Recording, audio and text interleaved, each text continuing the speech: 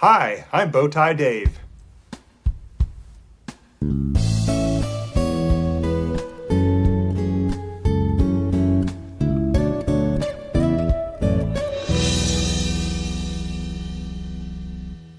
Oh yeah, and look at this magnolia tree.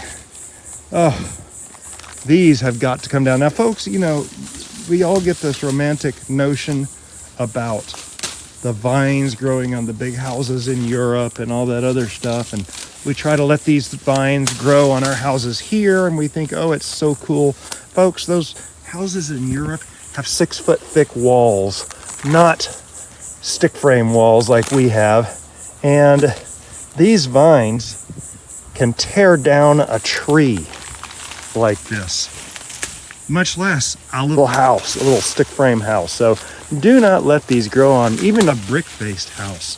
Do not let these grow on your house, because these vines will just take them down. It will eat up a house. And you know what you just saw here with this vine, God created it that way, because this tree out in nature probably would not have gotten this big. It would not be that well taken care of.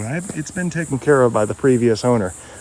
But God has made this to where those vines would creep up, and over the course of many years, it would take down this tree to make room for new growth.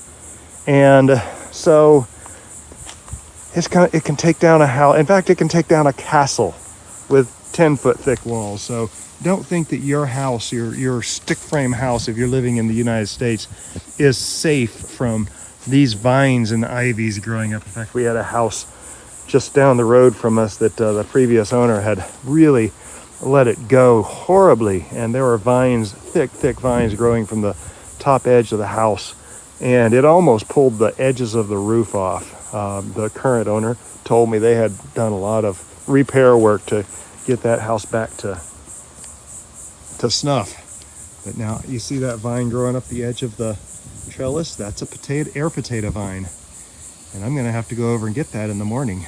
That's a big air potato.